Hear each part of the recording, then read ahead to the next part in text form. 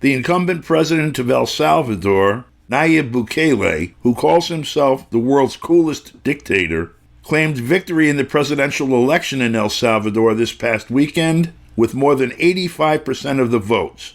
An exit poll by CID Gallup showed him leading with 87%, and his party, Nuevas Ideas, taking 54 of 60 seats in the country's parliament. That poll had a stated margin of error of no more than 3%. In a statement issued on Twitter Sunday, Bukele said that he had, quote, won the presidential election with over 85% of the vote and won at least 58 of the 60 seats in the assembly, closed quote. His statement went on to refer to the victory as, quote, the record in the entire democratic history of the world, closed quote. Well, we're going to take a look at that with journalist Camila Escalante, who was in El Salvador last week and who's now in Managua, Nicaragua. Camila? Well, El Salvador is a very fascinating country to watch. We are still awaiting the preliminary result count from the Supreme Electoral Court of El Salvador. Unfortunately, we haven't received any numbers from the vote abroad, nor the vote abroad online. It was done both online and in person for the first time ever. People were able to vote from the exterior. And that's very important because El Salvador is a country where a third of the population lives in the exterior, much of which is the result of the conflict that took place in the 80s in El Salvador between the FMLN and the dictatorship. And so a lot of people fled the country, and many of them have not returned because since the 1992 peace accords, there have been a large number of very powerful gangs on the streets of El Salvador, of course, creating the situation of insecurity, violence, homicides that we've seen for so many years. So a lot of the people who went to countries like the United States, but other countries as well, have actually ended up staying there. And Nayib Bukele, who is now being reelected, but we don't know with what level of support, he wanted to ensure that those people were given the opportunity to vote, seeing that, he perceived that they actually, in large numbers, support him. And these are people who El Salvador really feels are part of the country because there are a lot of people who've been able to come back and visit their families. And even more so now, because in the last 2 years, Nayib Bukele has been implementing a new security plan, which has been, covered by the foreign media, and which he's really gone viral over online. He has conscripted a lot of young men in the security forces of the country, both the army and the police, and a large number of gang members and other criminals have been incarcerated. And in doing so, Nayib Bukele's government, according to their statistics, have been able to drastically lower the homicide rate. Some days in the country, there have been recorded to be no homicides in the country, and violent crime has also diminished, according to government figures.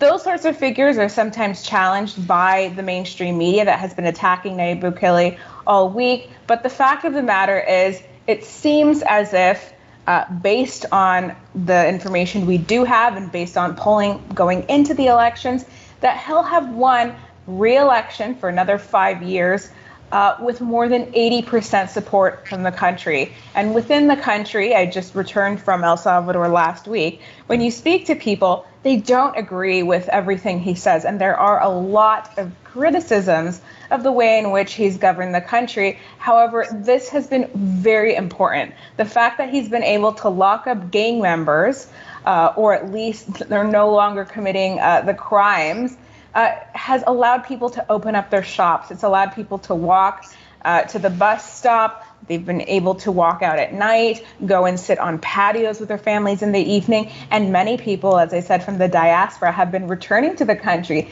and doing things like buying property or spending more time with their families now that they know that it's a transitable country.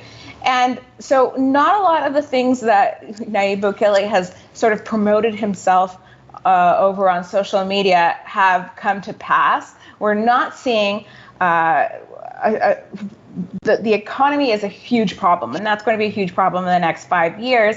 He has implemented a Bitcoin law a few years back, and nobody now in the country who is actually Salvadoran is using Bitcoin for anything, nor their Chivo wallets or ATMs that were installed across the country. They're just continuing to use the US dollar and cash for, the transactions they do on a day-to-day basis. That hasn't really changed. We haven't seen a large amount of foreign investment that he promised. According to some economists, El Salvador is seeing the lowest amount of foreign investment in Central America, and it's projected this year, as last year, to have less growth than the neighboring countries as well.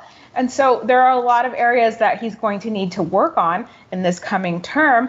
However, this country, given that what he says, there was never peace accords, he calls them a farce.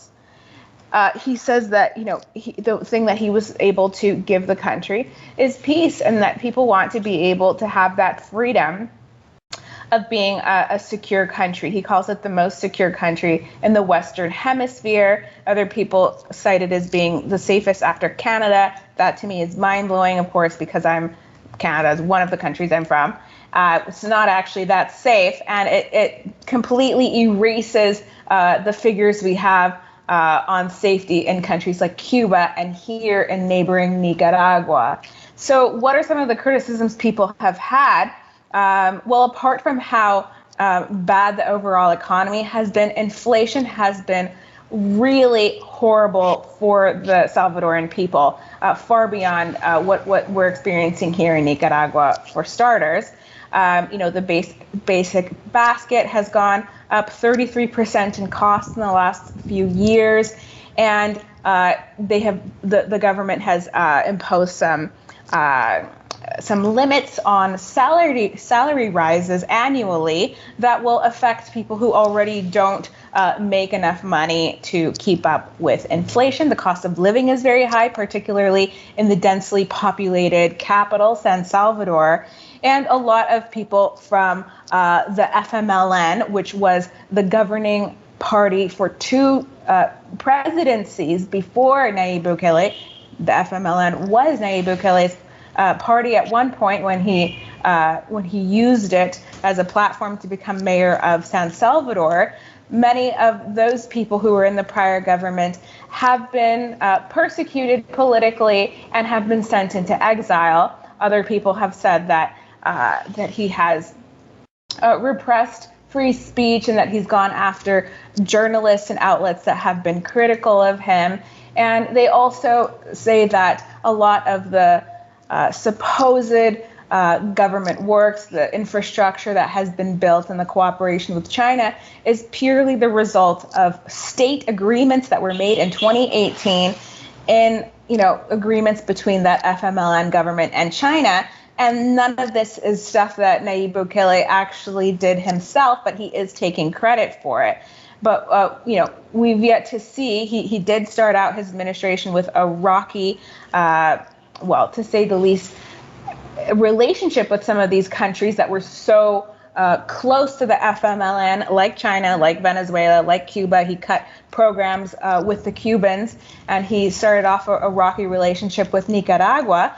But it seems that he's seeing the utility, to say the least, in that cooperation with China and what they're able to accomplish in terms of providing some necessary expertise and resources for developing infrastructure, tourism infrastructure, and others. They opened this big library. So it seems as if he might actually expand or mend that relationship and try to do more with China going forward, which will certainly anger Washington, which has had mixed feelings on Nayib during this whole process. And with about the relationship of each and every country in Latin America and the Caribbean with China. Camila, thank you so much for helping us get a handle on this, and we'll speak with you again next week. Thank you, Don. For KPFK, I'm Don DeBar.